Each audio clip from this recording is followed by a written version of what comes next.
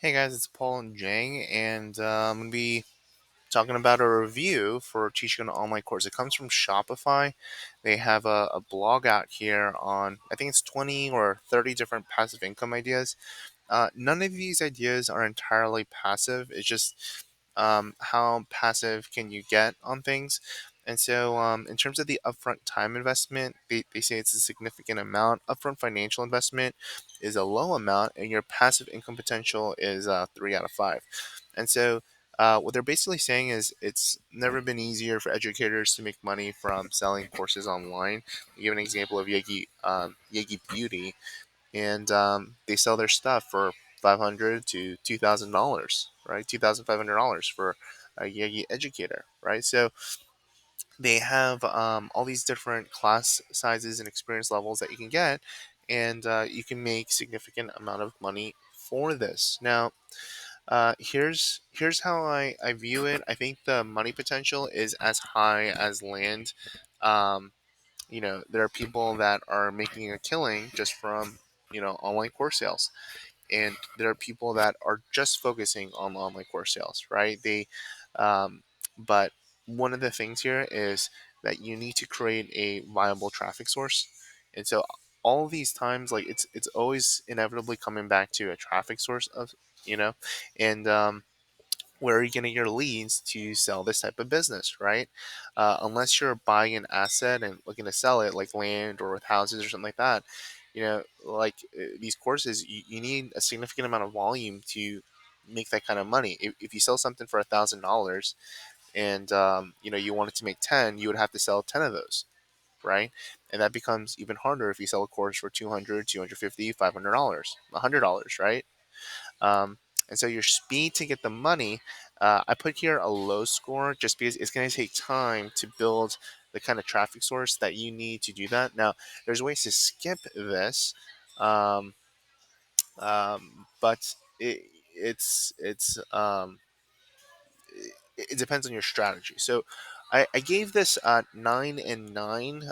Actually, I need to bring it down one. So this could be 9, this could be 9. So what I mean by that, let me give this the 4, and we'll talk about it this way. So let's just say in terms of your time investment to actually build up the traffic source, what are you going to do to find those people? Are you going to go onto Facebook groups? Are you going to reach out to, different influencers and get them to vouch for your online course? Or are you going to create a YouTube channel, right? In these cases, it's going to take a large time investment and a low money investment, right? So in that case, the things that I'm talking about, it would be kind of like this, right? But if the other variation to this is going to be 8 and 4 here, and what you're going to do is you're going to pay literally for ads or for people to boost your online course in an email.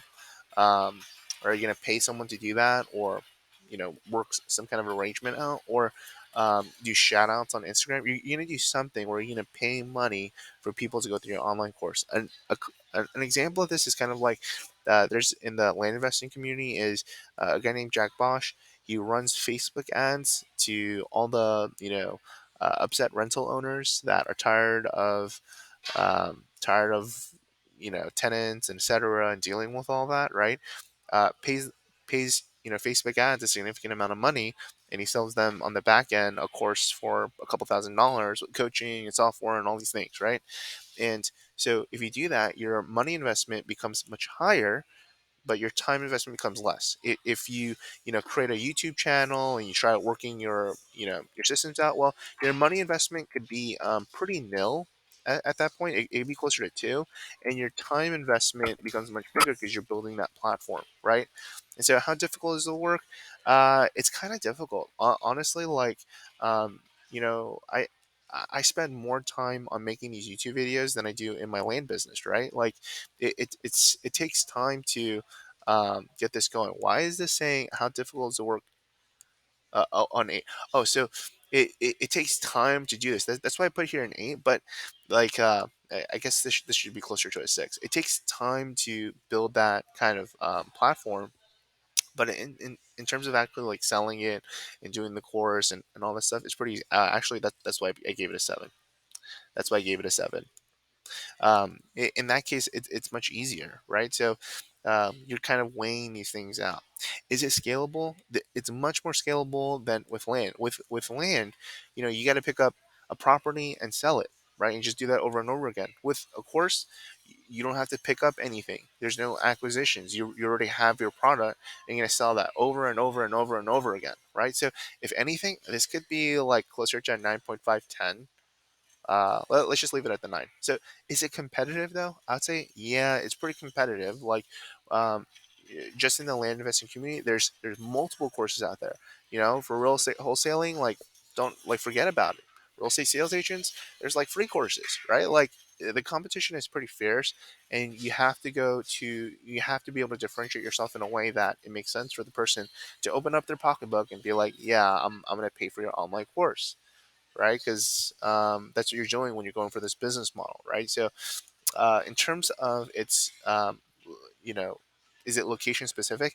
It's not location specific. It's very similar to online businesses, purely online businesses.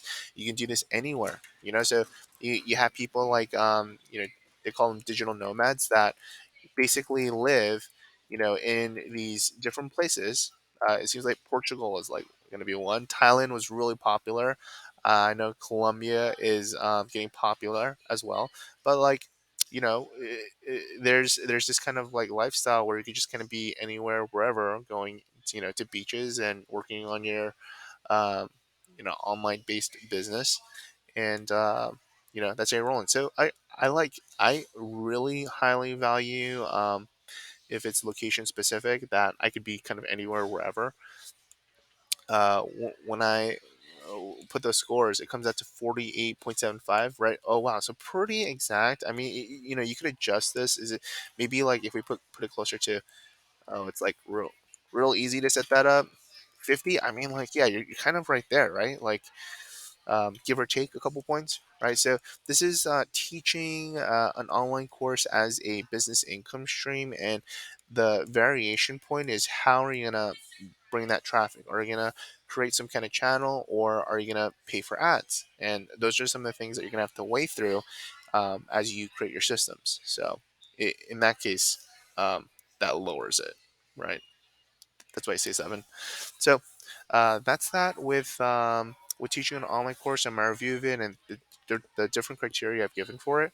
If you like this, put, like, subscribe. I will put some kind of variation of this Excel sheet in the description below, and I might ask for an email or something like that, so I can send you other cool stuff.